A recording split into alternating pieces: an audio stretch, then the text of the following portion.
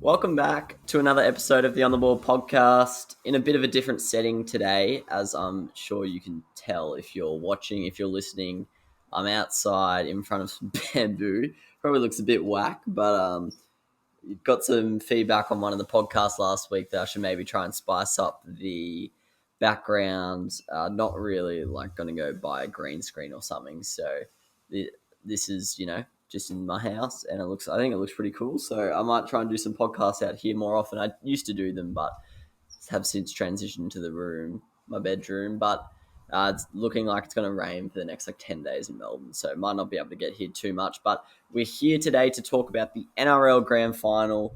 Massive week, arguably the biggest week of any sporting code, well, in Australia anyway. I know some codes don't have finals, but like in AFL, Grand Final week's huge, in NRL, Grand Final week's huge. So what we're going to do, as usual, we're going to look back on last weekend's. We're going to chat about the two prelims.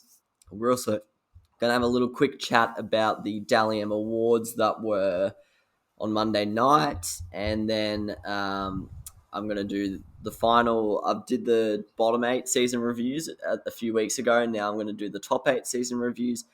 And then we're going to finish with an almighty grand final preview. So it's a pretty jam-packed episode. So stay tuned for all of it. So first up, last weekend, we had South versus Manly. Was excited for this one, and I feel like a bit of a fool coming out of it, to be honest. If you listen to last week's podcast, I was heavy on the Manly Seagulls, and I can't lie, as a fan of the Hello Sport podcast, check it out if you don't know what that is. I may have been a little bit brainwashed by Manly, by those boys, but look, I just thought they were going to learn from their errors against Melbourne, and they didn't really. It was a very similar performance. They seemed to just be forcing everything early in tackle counts. I think I mentioned it after the Melbourne game, but like in the first 10, 15 minutes, you just got to sort of earn your right to throw the footy around. So, that was a little bit disappointing because I know it's the way they've been playing all year, but I just thought after that Melbourne loss, they might have adapted a little more, but South won by 20 points. This is some stats from the game. Manly had 17 errors, 4 penalties, 4 set restarts, and 1 sin bin. Like, I don't know if a team's ever won with that many. Because let's say, so the 17 errors, I know like some of them might be fifth tackle, so it doesn't really matter because, they're getting the ball the next set. But so let's say half of them, that's an extra set to South, so that's an extra 9 sets. 4 penalties, that is an extra 4 sets, and then 4 set restarts. So that's almost 20 extra sets for South just there. And they're also taking sets away from themselves by giving those away. Also 1 sin bin that was later on in the piece. Yeah, just really disappointing. And I don't want to take away from South's achievement of making the grand final, but yeah, as someone who I was very strong on Manly, I thought they were even going to win comfortably. I thought it was really disappointing. I thought Cherry Evans was really, really bad. I have to be honest. I think in both finals games, it looked like he was almost trying a little bit too much.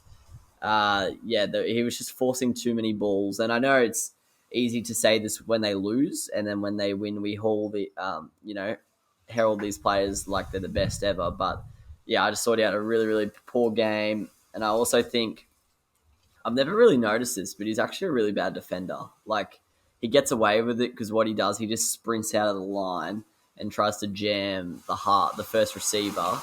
But yeah, on his goal line, he's a real liability. I thought on the positive side for Manly, I thought their best players were Ruben Garrick and Dylan Walker.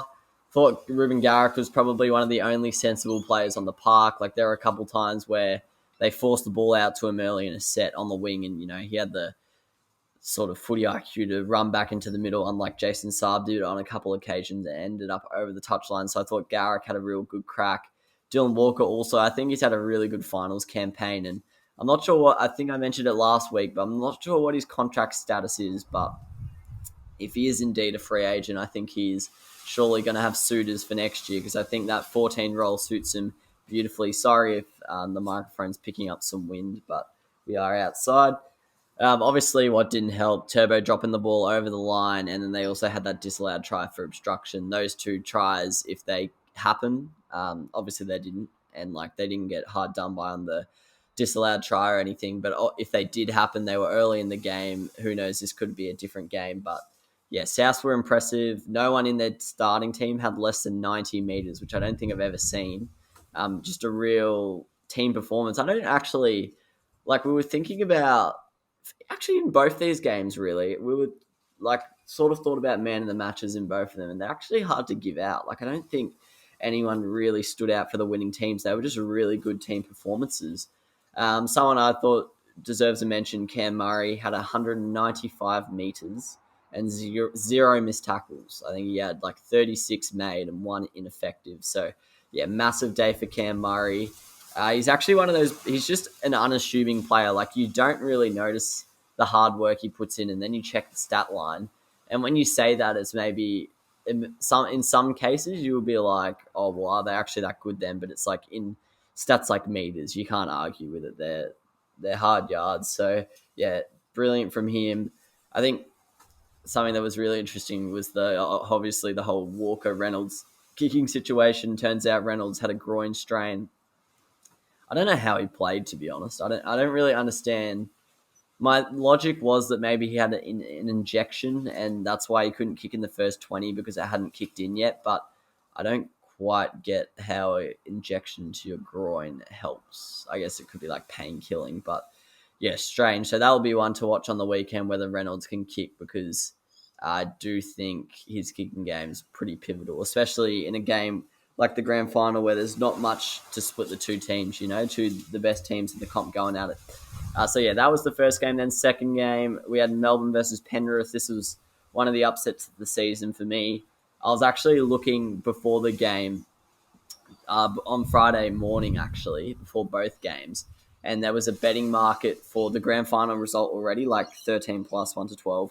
And Melbourne 13 plus and Melbourne 1 to 12 were both above $3. So I was telling my mum, like, it's actually, like, I thought it was a fairly sure thing that they were getting up. So I was like, it's actually genuinely not a bad idea to put money on both of those, and you're getting pretty good odds for Melbourne just to win the grand final. So yeah, that was a real shock to me and my whole family. I think it was the Panthers' best game since before the Origin period. That I think they've really struggled since about round 11, round 12. But yeah, they really hit their stride in this game, and I was expecting it was low scoring. It was 10-6 or whatever it was, but yeah, I thought they were throwing a lot more in offense, in attack than what they were in the first 2 weeks of finals. Melbourne had a lot of uncharacteristic turnovers, and they also got a little bit unlucky with injury with Christian Welch and Cheese being ruled out of the contest in the first 20 minutes. But unfortunately, that's just the way footy goes. And as Bellamy said, what stung the most was the fact that it was probably one of their worst performances of the year. And normally you'd just say that's like a disappointed coach just straight after the game, but I truly think it was. I just don't think they were playing very well at all. But I have to say Penrith were the better team. They deserved to go through. Melbourne definitely had their chances and bombed quite a few, like, for example, George Jennings. I don't know if this was actually talked about, but, like, he genuinely had an open passage to the try line. I think it was after about 15 minutes, pretty soon after that the Cleary kick try. And he just dropped a chest mark, like a catch on his chest. And yeah, I think that's like I'm not saying he cost them the game or whatever, but that definitely changes the dynamic of the game because, they bounced back very quickly from that early try from the Panthers. And then I think it's a different ball game, but they were just doing stuff like that, which Melbourne don't usually do. Penrith's defense was awesome. I think their first try was really impressive. I don't get why more teams like try stuff like that. Not necessarily that in general, and it was a perfect kick. But yeah, I don't know why teams aren't a little bit more creative when it comes to the kicking game in NRL. I definitely think there's quite a few levels to unlock in the NRL kicking games. For Melbourne, I think Justin Olam and Jerome Hughes were their two best players, and probably not that far off their two best players for the year, as we'll get into in their season review in a little bit. But yeah, Hughes was just awesome. Definitely outshone the rest of the spine on the day. He was better than Grant, better than Munster, better than Pat, better than Hines when he came on, and Olam just gave 110% as always. And on Penrith side, Toto and Dylan Edwards were terrific. Both had over 200 plus meters. Edwards is continuing this elite run of form that I've never really seen him play, to be honest. And Toto, similar to Cam Murray, as I mentioned, you don't, because it's so early in the tackle count, you sort of don't take notice, but yeah, he just chews meters. Like, he's an absolute freak. Capewell, I thought, was really good as well. I think he was close to their best player. I think if I had to give the 3 votes or the man of the match to someone, it probably would have been Capewell. I think when Melbourne started to get on top around half time, I think he was one of the Penrith players that stood up and sort of made a few big momentum changes, like, a few line breaks and stuff like that. And then someone else, Tavita Pangai Jr., only played 16 minutes at the start, but I think he really set the tone for the game. Like, Penrith have looked tired, lethargic the last couple of weeks, and yeah, he really brought that aggression. He obviously had a bit of a tussle with Christian Welch early, played a big part in that set where they scored their first try, and he just got the boys up and about. And yeah, as I mentioned, he only played 16 minutes, but I think he really set the tone for the Panthers. So that was a great win by Penrith and a shame for Melbourne. The Dalian Awards happened on Monday night, supposedly over 2 nights, but pretty much every award was given out on the second night. Penrith dominated the team of the year. I was actually kind of surprised by that because I would have thought they would have taken votes off each other, but I think they had 6 in the 13. Tommy won the overall medal pretty comfortably, which is what we were expecting. I think the top 5 was pretty fair enough. I think probably the 5 best players in the comp this year. Maybe Cherry Evans not, but Manly won in that many games by that many points. It makes sense that he was up there in the voting. Roger Tuivasa-Sheck came 6th. He had 21 votes. He only played 11 games at fullback. I know you can get votes from wing as well, but like that was pretty rogue. I know no one really cares about the Dalians below about position 2, but yeah, I was like really shocked by that. And I actually have no idea how he got 21 votes.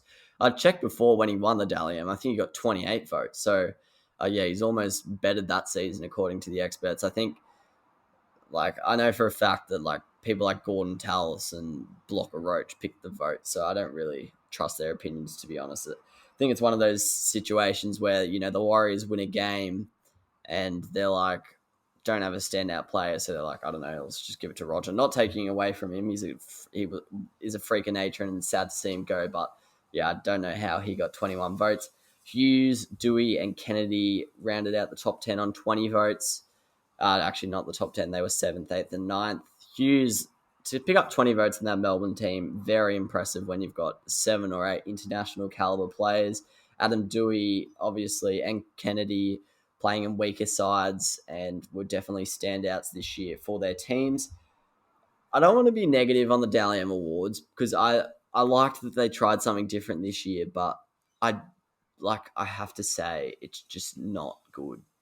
And I know we don't have to always compare ourselves as a sport to the AFL, but I think when it comes to the Brownlow and the Dalian, I think the NRL can definitely learn a lot from the Brownlow.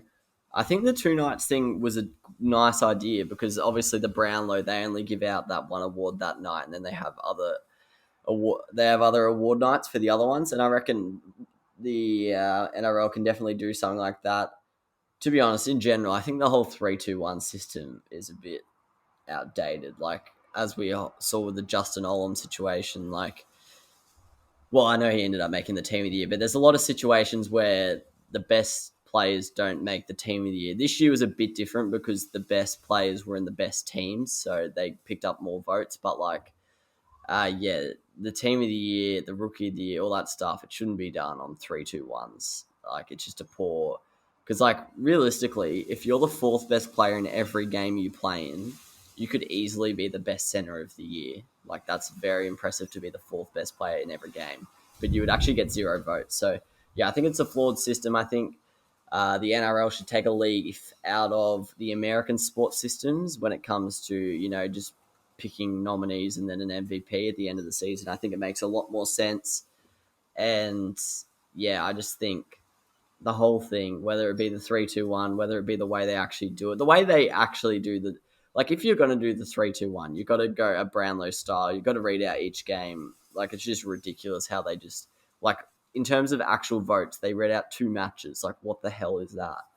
And if you do the whole 3-2-1 thing, I know they had the scandal the other year, but like the biggest part of the Brownlow is like betting. Like my mates down here in Melbourne, they absolutely love betting on the Brownlow. So I think that's something the NRL definitely needs to address because it wasn't like a disgraceful event or anything. I just think it's something that the NRL has always really, really been poor at, the Dalian Awards. And I know it's not the NRL. I think it's I think it's News Limited and then Fox. Yeah. So I don't know. It's a bit weird, but I think the NRL need to take it back and sort of overhaul it because I think whether you take a leaf out of the AFL's book or the NFL or NBA's book, I think there's a lot of sports that do it a lot better than us. So that moves us into the top 8 reviews. No need to do a power rankings or predicted top 8 because we are down to 2 teams. So we will get into our grand final preview in a little bit. But first, we need to go over the seasons of the top 8 as we did the bottom 8 the other week. Go back and check that out if you want to see how I thought your team fared. Doing it based on ladder order, starting with Gold Coast. Gold Coast had a bit of a weird season, very up and down. People were very high on them coming into the year, and I think maybe too high. Like people were saying top 4 and stuff, which I thought was pretty ambitious, given how far behind they were last year. But they made some astute signings in the off season, and I think all of them played pretty well. I think all in all, it's just a solid team. I think their spine can definitely improve, and I think with the likes of Campbell at 1 and Brimson at 6 next year, and whether it be Fogarty or Sexton at 9, I definitely, and they're also bringing in Booth from Melbourne. I don't know if he's going to start at hooker. I definitely think that's where the progression will come for this Titans team and definitely increases their ceiling. But this year, I think they played pretty decently. As I mentioned, up and down, but they gave a few big teams some frights, such as the Rabbitohs and the Storm a couple times. And obviously, finals week 1 as well. So I think it was a decent season. I think Holbrook looks like he's a pretty good coach. And they've got one of the best young forward packs going around. They've got great outside backs. They just need to address the spine, which I think will improve next year. A rating out of 10, I'm giving them a 6. I actually predicted them to come 7th. So my ratings are based on expectation. So you could argue it should be below 5 because 5 is par. But for me, the fact that they almost won a finals game and yeah, I just think I don't know. I think there was a lot more positive signs than maybe I was expecting. Like, I definitely think there's a bright future in Gold Coast. I think Holbrook took some steps this year. They unearthed a gem in Jaden Campbell, which I had no idea about in the preseason. So there were definitely some things at the Titans. They've signed Isaac Liu. There were some things at the Titans this year that shocked me in a good way. So yeah, I'm going to give them a rating 6 out of 10. MVP, I'm giving it to Tino Fasuamala-Aui. If you watch my NRL top 20 players of 2021 last week or the week before, I actually had Tino in my top 20. I'm a huge fan of this bloke. So he's also my best young player. Debatable whether to give it to Fafita or someone else. But yeah, I just think what this guy does week in, week out, it's almost unrivaled in the competition. Like there might be some who are more impactful in attack, but what he brings for the duration of the game and also in defense, I think it's pretty unmatched. Most improved player, I'll give it to Patrick Herbert. I know it's probably a bit weird giving an award to a guy that some say cost their season, but all in all, he came from the Warriors. I saw some signs last year at the Warriors. I liked him. I thought he was just a really solid player. He gave 110%, but I think at a better team at the Titans, I think he really flourished. And the big bodies they have in centres of BK and Patrick Herbert, I think really works well for them. And they're really good strike weapons for the Gold Coast. And then Newcastle Knights, I would say it's a disappointing year for Newcastle. This is pretty much exactly what they did last year. And I don't think there's much signs of progression. If anything, there's signs of regression in the future. It's just I'll be honest, Adam O'Brien doesn't seem like a great coach. I think a lot more, like, for example, let's compare 7th and 8th, Newcastle and Gold Coast. I think Newcastle have a better list, a better starting 13, a better 17 than the Titans do. Yet they pretty much finished the same spot on the ladder, and the Titans got closer to winning a game in finals. So I think Holbrook is a good coach, so like it's a bit harsh to compare him to Adam O'Brien, but I definitely think there are a lot of better coaches out there than Adam O'Brien who could be getting a lot more out of this squad. I think Kalen Ponga had a bit of a down year. Didn't include him in my top 20 players last week, and apart from Origin and the odd game, the finals game, he played well. But yeah, I just don't think many of their players had a great season. I think Brad, like I know it's harsh to pick on Bradman Best. He's still only like 20 years old, but I don't think he had the greatest season. I think they sort of almost become over reliant on a guy who's like really only played 1 year. So, and he's a center. So I don't know. I think that needs to be sorted out. Obviously, the shining lights were probably the Saifidi brothers. You'd have to say took even more steps forward after a brilliant 2020, and he gets by most valuable player. Daniel Jacob also had a really good year. Most improved, even though he only played half the season at the Knights, this is sort of for his new Cowboys performances as well. I'm giving to Jake Clifford. I thought he was a really average player at the back end of last year. Thought he probably didn't have a future in the NRL, and what he showed this year, he's like actually a really exciting talent at halfback. He's not going to be a world beater, don't get me wrong, but I think he can definitely be a really good club player for a long time in this competition. And I think it was a good signing by the Knights, to be honest. And then best young player, they actually don't have many young players, which is sort of weird, but I've given it to Inari Tuala. He's actually a free agent next year, so I don't know if he's going to be returning to the Knights, but starting at centre and then shifting to wing, he's just a reliable player. We'll give you a 7 out of 10 every weekend. That's something the Knights needed on a lot of occasions.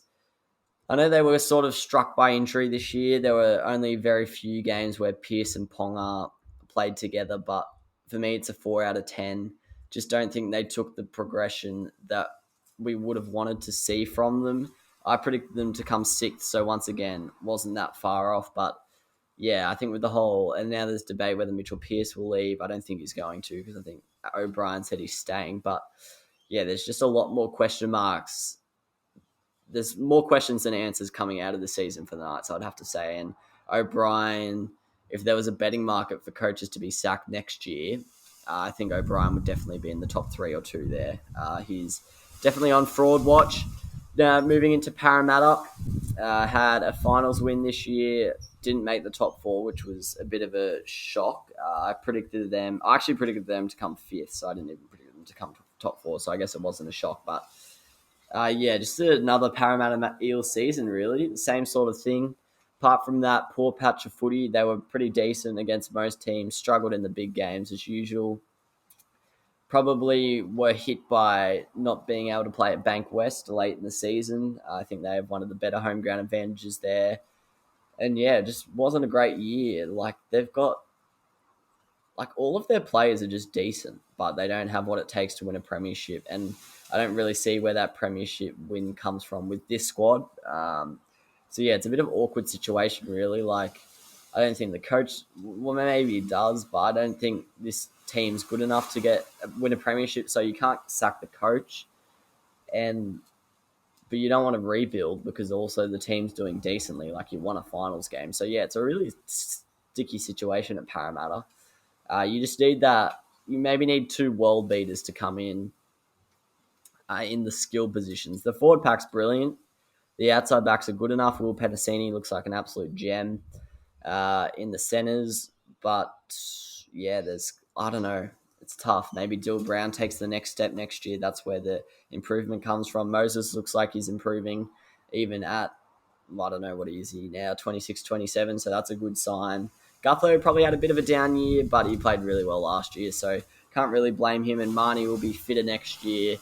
But I'm just a bit worried that they don't have what it takes to win a premiership. But hopefully you do, Parramatta fans.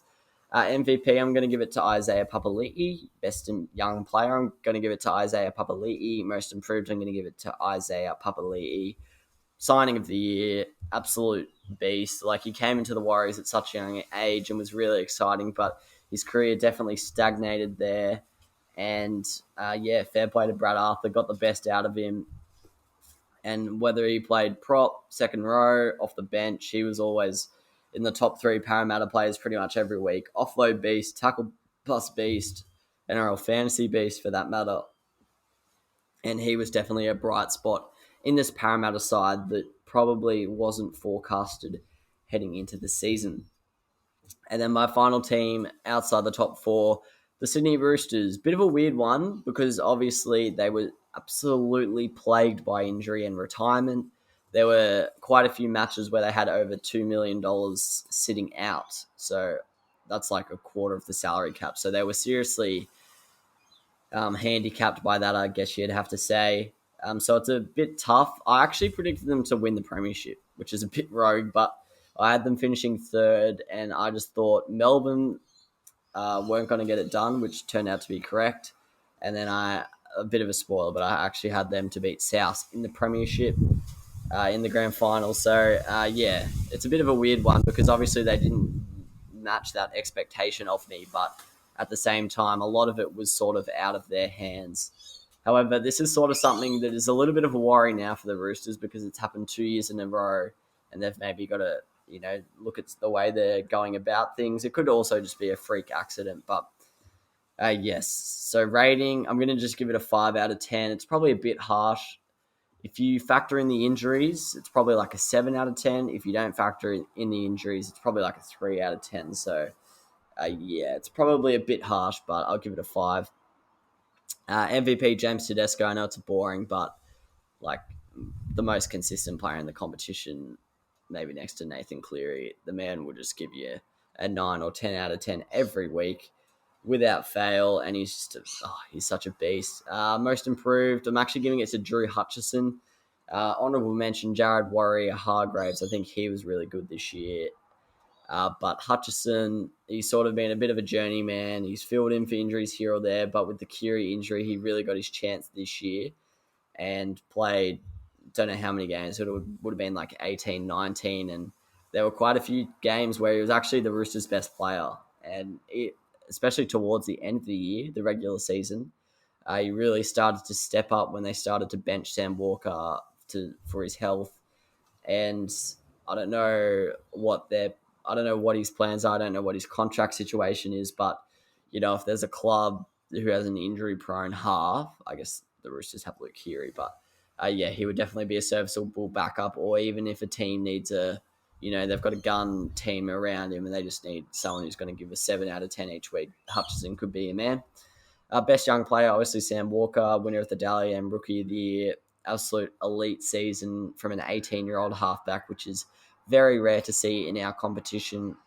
And he looks like he's going to be a star of the future. All right, into the top four. Fourth, we had Manly. I actually predict them to miss the 8 in a ninth. One of the harder teams to predict, but yeah, I guess I didn't really predict Tommy Trbojevic to be the absolute freak that he was this year. He wins the MVP. Obviously, don't really need to wait on that award. Most improved, I had Lachlan Croker, was just a backup half until this year. And then obviously uh, they've had issues in the hooking position. Api Coruscant left a couple of years ago. And then obviously the issues off field with Manasi Fainu. Someone had to step up. There were talks of it being Dylan Walker preseason. They also had Carl Lawton come in from the Warriors, but Lockie Croker stepped in, made the spot his, and he was just a really good player for them, one of their more reliable men. Best young player, Josh Schuster. He is my honourable mention. Actually, that's a bit of a stiff one there. Obviously, absolute freak. But I'm actually going to give it to Morgan Harper. Missed the first 4 games that they lost and then came in, I think, round 6 when they started.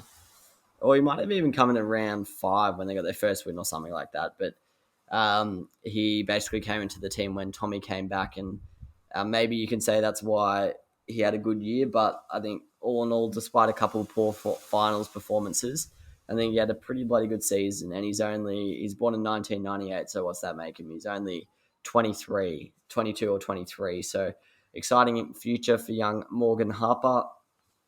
I'll give them a rating, an 8 out of 10. I know their finals exit was a little bit of a sour note, getting pumped, and also if we adjusted their expectations mid-year, they probably don't get that score. But to go from missing finals in my preseason predictions to then losing in a prelim where I thought they were going to win comfortably, that's a pretty large jump. So I'll give them an 8 out of 10. Their reliance on Tommy Turbo is definitely a concern, so it makes me want to put them a 7. But at the end of the day, if he stays healthy, you can't blame them for can't blame them for being a one-man team. But yeah, weird season for Manly. Obviously, it looked like they were going to be wooden spooners after the first month. Looked like Desi Hasler, his job might have even been in trouble. And then Tommy came back and everything got brighter. So fair play to Manly. Into third, I had South. Well, I don't know why I'm saying I had South. This is the latter. But Souths were in at third. MVP, Cody Walker. I don't know. I feel like Cody Walker is a little bit overrated, but he's just a very good player. Broke the try assist record, broke the line break assist record, so you can't really give it to anyone else but him. Honourable mentions to Tom Burgess and Cam Murray, who both had brilliant campaigns. Most improved, I've given it to Tom Burgess. Impressive that he improves at the age of 27, but I think he took his game to another level. I was sort of always suspect of this Burgess boys. I thought George and Tom sort of just rode off their last name, but I think Tom's like a genuine elite front rower. I think he averaged, I've forgotten the stat off my head, but it's something like 140 metres. I think his average metres improved by 15 this year, so per game. So fair play to Tommy Burgess. Honourable mention to Campbell Graham. I think he took a huge couple strides this year, and if it wasn't for the whole fullback at centre situation in the New South Wales team, he would be a sure thing in those slots. Best young player, I've got Cam Murray. I know it's a bit of a cop-out because he isn't that young, but he's just an absolute star. I've given them a 6 out of 10. It's a tough one. I predicted them to make the grand final, but I don't know. I just think it's a tough one because their off-season business wasn't great, letting Adam Reynolds go, all that kerfuffle. But to make the grand final and to have a real crack at it, yes, the regular season wasn't great, was it? 2 times they conceded 50 points. There was a point there where they were just leaking 40 points every week, but to make it this far, fair play to them. So I'll give them a 6 out of 10. Wasn't I predicted them to make the final, but I think it might have been a little bit more with my heart than my head. I'm hoping Melbourne didn't make it and South snuck in. Penrith in at second. MVP Nathan Cleary, obviously, arguably the best player in the comp. Obviously, him and Turbo streets ahead. Most improved. Look, this was hard. I think a lot of their players improved. I'll give it to Brian To'o, though. He's just become a freak of nature. And it basically, Daniel Tupou and Addo have been a fixture in the New South Wales team for quite a while. But the way To'o was playing, Freddie had no choice. And he forced his way into that side. And, he's just such a lovable guy, isn't he? He plays the game in such good spirit, and he's just an absolute freak. And whenever he was injured, you really noticed it.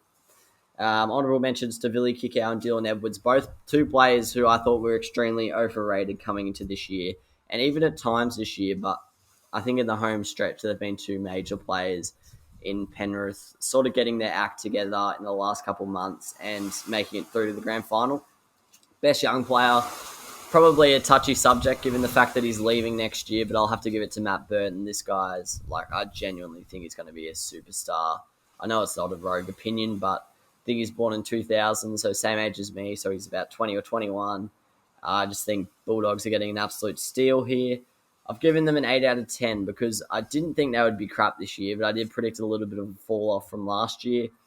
I had them fourth on the regular season ladder, and I didn't have them making the grand final. So on both accounts they've proved me wrong. I think one of my main prediction reasons to drop them below was I thought Origin was going to really hurt them this year, and that actually was true. So I don't take that back, but still, they were just so dominant in other periods of the year. It just made up for that fact. So, yeah, Penrith 8 out of 10, fair play. And then finally, Melbourne. Weird season for Melbourne. Regular season, arguably the best regular season we've ever seen. They were so good. I think most points scored ever. They were just putting 50 on teams without fail at one point, and they had their injuries, but they just were so deep in every position it just did not matter. And there were points where they were genuinely resting 3 or 4 players a week, and they were still getting easy wins.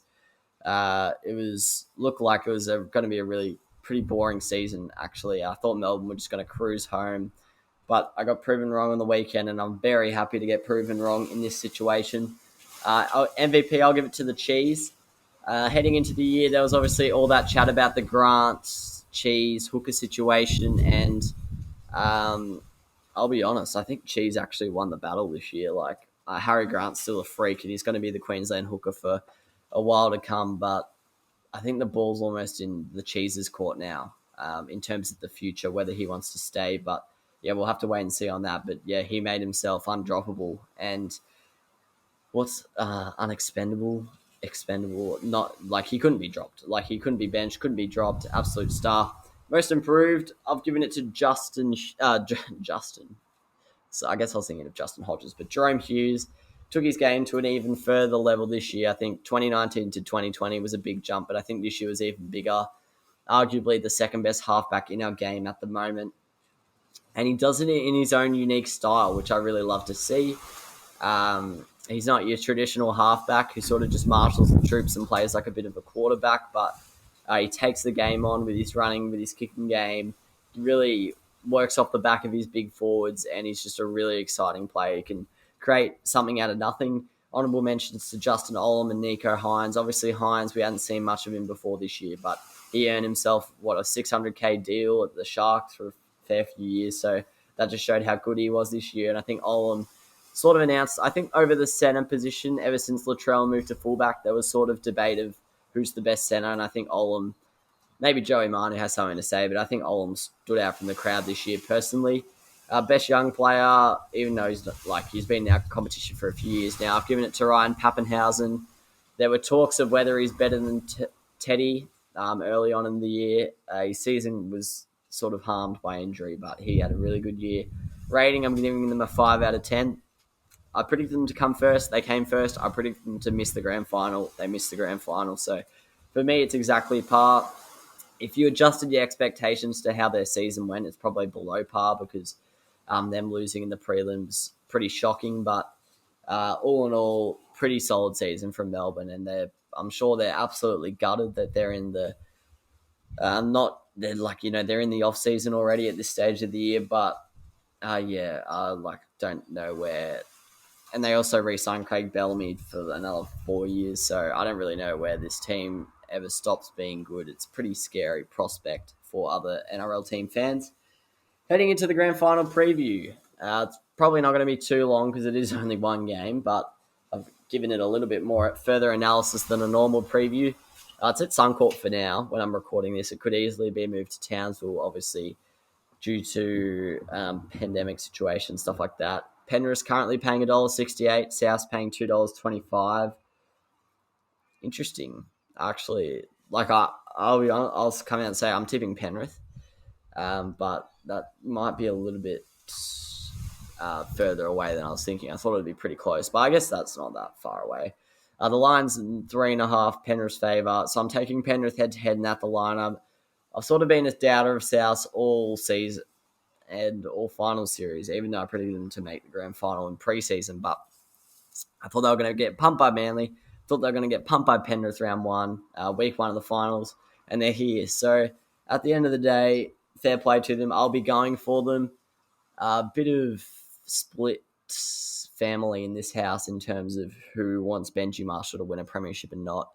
My dad doesn't want to see it, but I do because I think he won his premiership for the Tigers so early on that I think he's been toiling away at his career for 14 years. And I know there were some controversial moments like walking away from the Tigers and going to rugby and stuff like that. But I think he's given so much to this game and he's been the most exciting player for so many seasons that I think he deserves another premiership medal and I would love to see it. I think he's one of the real nice guys in rugby league. I'll be supporting Souths. Also, it will be cool to see Wayne Bennett get one over Ivan Cleary after their little saga. But, I've got to tip Penrith, unfortunately. They've just beaten Melbourne. So that sort of says it all, really. I think it's going to be really low scoring, actually. The only team changes are Pangai is out for Leota. Obviously, the story came out that he could have been selected and could have been a game time decision, but he let Spencer Lenu play local junior, and like what a bloke Pangai is. He said there's a lot, worse things in life than missing out on the grand final. So obviously he's just got really good character. I think for me, the two big talking points heading into this one, both of these are fairly obvious. Like they sound like Captain Obvious statements, but they're definitely areas that are sometimes overlooked. And for me, the keys to success are errors. I know it sounds stupid, but I went through every finals game this season, and the team with the least errors wins. And I know that sounds like that's one plus one is two, but I don't think some teams look at it like that, and I think that's why it's going to be really low scoring. I think both these teams are going to get a very similar message. We've seen it in Penrith, all three of Penrith's finals games so far. We saw it in South's round, finals week 1 game as well. We've seen it a lot in this final series, really, where both teams just knuckle down. It's just a tackle-a-thon, and costly errors really help the other team march up, because otherwise there's not much between them. And I think that's exactly what's going to happen in this game. And I think the winner will have less errors once again. So I think the message from Ivan Cleary and Wayne Bennett will be very similar. And that's just, especially early on, don't give away errors. Try and win the possession battle. Try and win the field position battle. Both teams have great kickers in Adam Reynolds and Nathan Cleary. Obviously, Adam Reynolds' health yet to be known in terms of his kicking status, but I think both teams will just back their forward packs to win in the middle. So there's no Manly or no Melbourne who are going to sling the ball around. I know both these teams can score on their day, but I think it's going to be a real low-scoring shootout. I would be surprised if there's more than 4 tries. And for that reason, I think errors are going to be really crucial. So for me, that's definitely an area to watch. Whoever has the most errors will lose this game. And the other is kick defusal. As I just mentioned, I think it's going to be really low scoring, really tight, especially in that first half.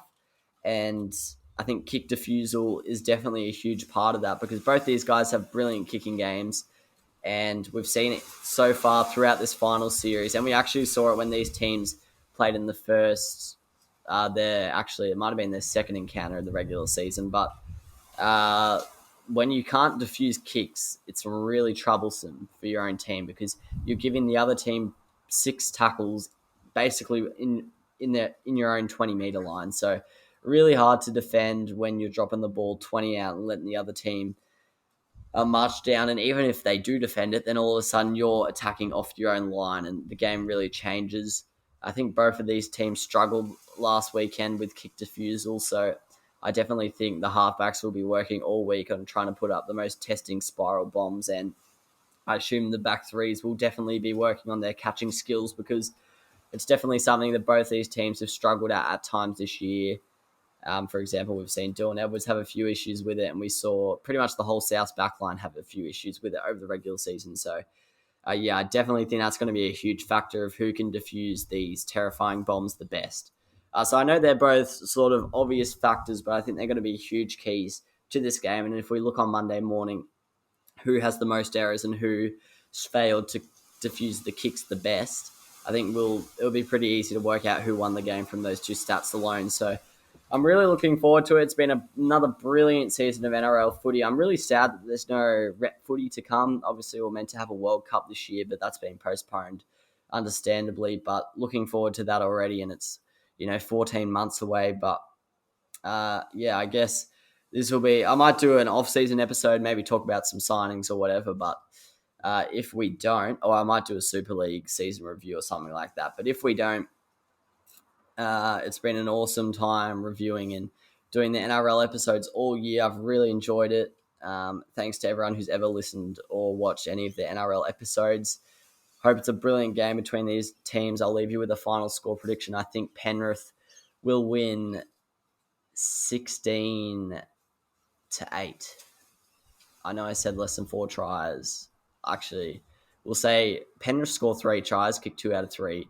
Rabbitohs score 1 try and kick a penalty goal. That's my prediction. Clive Churchill, I probably should leave one. I think if Penrith win, Nathan Cleary gets it, to be honest. I think it's going to be low scoring, so I don't think the stat lines are going to be outrageous. So I think they'll give it to him. His kicking game will probably be excellent. Isaiah Yeo could be a smoky there. He's been really, really good these last couple games. So, yeah, I'm excited to see who gets the chocolates. Hope it's a good game of rugby league as always. And yeah, good luck to Penrith and Souths and their supporter bases. And hopefully, I'll catch you sometime soon. Cheers.